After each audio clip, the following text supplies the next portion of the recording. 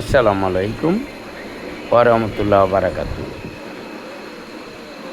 হযরত লালপুরী শাহ দরবারে এসেছি। আহ, এটা খানকার আস্তানা। এখানে পীর সাহেব বসেন। এই লালপুরী সাহেব, লালপুরী এই এই এই এই খানকার খাদেম এবং টিপু সুলতান। উনি আমাদের বাংলাদেশে একটা গৌরব। মুরাদনগরে চাঁদমিয়া সর্দারের ভাতিজা। ওনার বাবা ছিলেন ব্রিটিশে ডিগ্রি পাস, পাকিস্তানে ডিগ্রি পাস, ফার্স্ট ডিভিশন, শিক্ষিত পরিবার। এই হলো ব্রিটিশ সাহেবের নাতি। টাঙ্গাইল জেলা বৃষ্টিপুর ব্রিটিশ সাহেব। এর ভাই লেবু আসছিল 2 টার্ম বিএনপির চেয়ারম্যান। এই হলো আলম মোটরসের আলম, মধুপুরের। ওনারও ধনী মানুষ, আমি একমাত্র গরিব। ওনার বাড়িটাও 4 বিঘার উপরে, এক রুমে ঢুকলে পরে এসি। এত বড় বাড়ি, থাকার মানুষ নাই। ওনার বাবা 2 মাস আগে স্ট্রোক করে মারা গেছে। উনি খুব চিন্তিত। উনি সংসারে বড় ছেলে। একটি গান গাবে, শুরু করো। দয়াল বাবা শাহপুরীর নামে আমি একটা গান গাচ্ছি। তো তথ্যবেদের গান, সেটা হলো ফকির লালনের। পাগল তো আমি, পাগলের বৈশিষ্ট্যটা আমার রেখে দিলাম। আসসালামু আলাইকুম।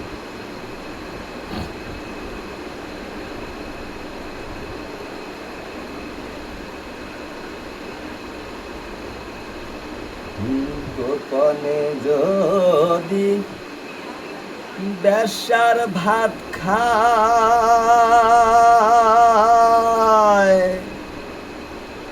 তাতে ধর্মের কি ক্ষতি হয়?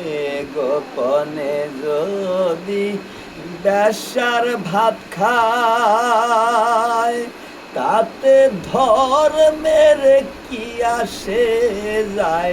লালন বলে জাতকারে কয়, লালন বলে জাতকারে কয়, জাত বলে কিছুই পাইলাম না। জাত গেল বলে কি আজব কারখানা। জাত গেল বলে। তুমি আসবার কালে কি জাত ছিলে?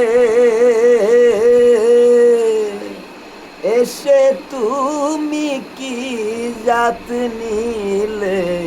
আসবার বেলা কি জাত ছিলে? এসে তুমি কি জাত নিলে? খিজাত হবে যাইবার কালে? কি জাত হবে যাইবার কালে? সে কথা ভেবে বলো না।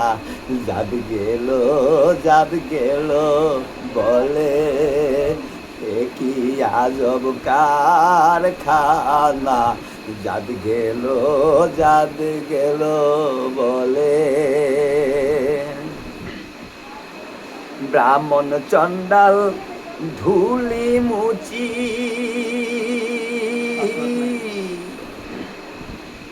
সবই তো এক জলের সূচি। ব্রাহ্মণ চণ্ডাল ধুলি মুচি,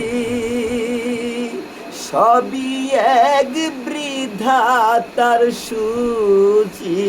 কি দেখে শুনে হয় না রুজি? দেখে শুনে হয় না রুজি? জমেও তো তারেও ছাড়বে না। জাত গেল বলে কি আজব কারখানা। জাত গেল বলে। সত্য পথে কেউ নয় রাজি, সত্য কাজে কেউ নয় রাজি। সবই দেখি টানা না। জাত গেল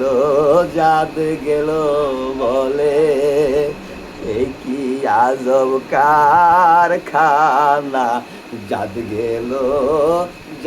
গেল বলে। বাবা লাল সাধু।